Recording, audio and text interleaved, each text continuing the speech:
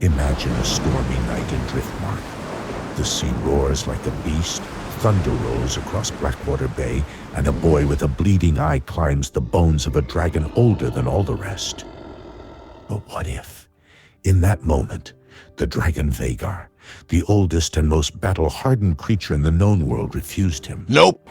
What if she turned her snout away, rumbled low with discontent, and denied Aemond Targaryen the bond he so desperately sought?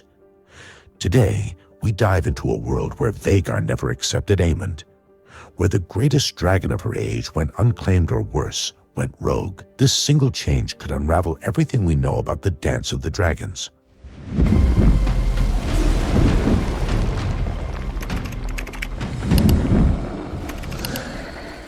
Like, subscribe, and stay with us as we soar into this alternate Targaryen history, where Vhagar makes a different choice and the realm burns in a very different way.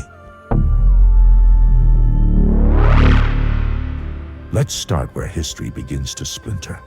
In canon, Aemond Targaryen claims Vhagar after Lady Laena Velarion's tragic death. The she-dragon, weary but mighty, was left riderless once again after her rider burned alive trying to give birth.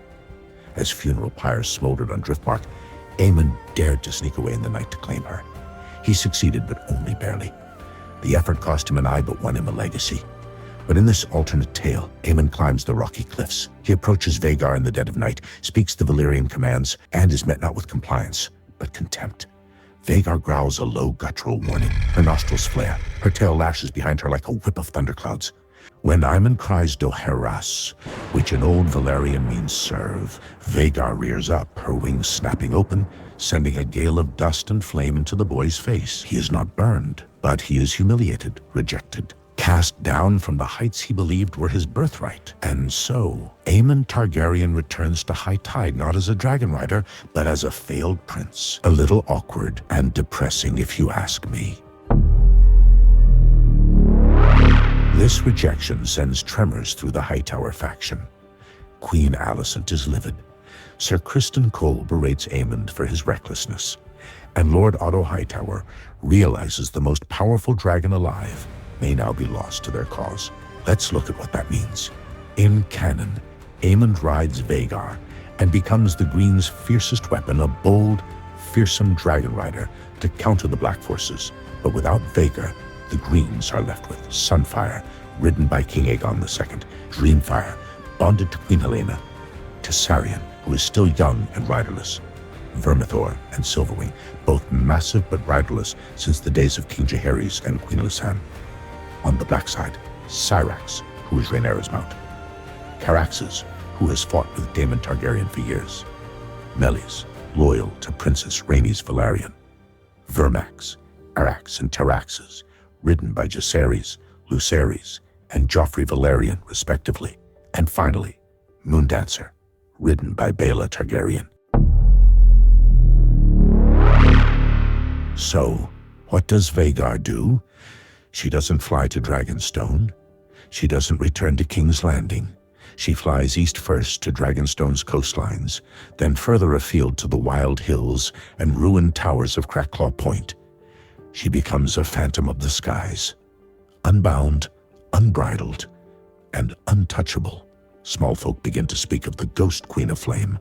A merchant ship burns to the waterline off Massey's Hook. Fishermen vanish in flashes of skyfire. No one dares approach her lair, not even Daemon. The Blacks send word she may be dangerous to all. The Greens see opportunity slipping away. Otto Hightower considers hiring Sellsword dragon hunters, but that's a fool's errand. How do you kill the last great dragon of old Valyria with ballista and prayer? Instead, they turn their attention to the unclaimed beasts, Vermithor and Silverwing. They fast-track the search for dragon seeds to fill their ranks. Meanwhile, Vhagar watches and waits.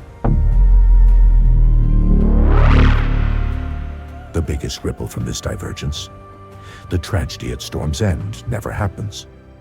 In the original tale, Lucerys Velaryon, flying Arax, visits Storm's End to secure Lord Boros Baratheon's loyalty.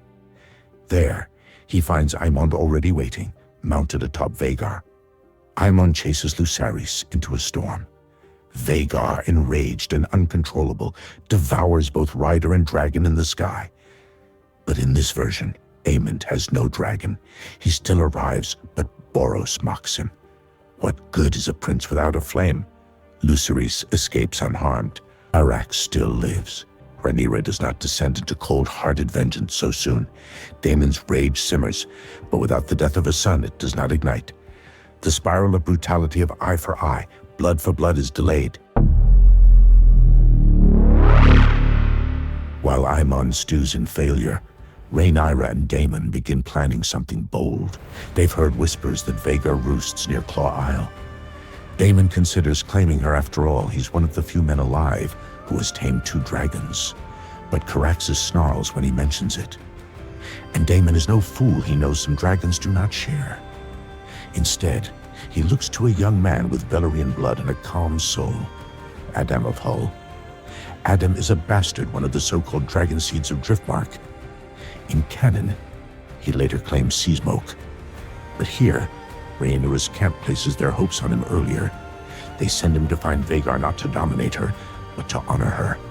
Adam brings offerings, not commands. He lays fish, burnt lamb, and a folded black banner at her resting place. He sits, he waits, for days, and then, on the 4th morning, the earth trembles. A shadow moves, Vhagar lowers her head, and Adam climbs. Back in King's Landing, Aemond is mocked by lords and knights alike. Without a dragon, he becomes little more than a footnote to his brother's reign. He trains harder, becomes crueler, and more unstable. Helaena, his sister, refuses to speak to him. Aegon II grows weary of his bitterness. Even Sir Criston Cole begins to see him as a liability. Eventually, Aemond is sent to Duskendale to manage affairs. A polite exile. He dreams of flame, but wakes to cold stone. His downfall is not marked by battle, but by irrelevance. With Vhagar under Adam's control, the dance takes on a new trajectory. The Battle of the Gullet is a swift and total black victory. Adam and Vhagar burn the Triarchy's fleet to cinders. House Valyrian secures total naval dominance. King's Landing falls months earlier. Sunfire and Aegon II are forced to retreat to Dragonstone. Daemon and Rhaenyra take the capital. But betrayal still brews within. Larys Strong plots from the shadows. And in a bitter twist, Rhaenyra is poisoned, though not devoured by Sunfire. A silent dagger from within her own court ends her reign. And Vhagar, she outlives them all. Adam dies years later during a skirmish with Greyjoys on the Western Isles. And once more, Vhagar becomes riderless. She flies east, toward old Valyria, toward memory. Aemond Targaryen believed dragons would obey royal blood, that he could claim greatness by force of will. But Vhagar, the oldest, most willful dragon in the world, taught him otherwise. One refusal, one broken bond, and history twisted on the hinge of a single choice. Dracarys, friends. Thanks for watching. Subscribe for more fire and fiction.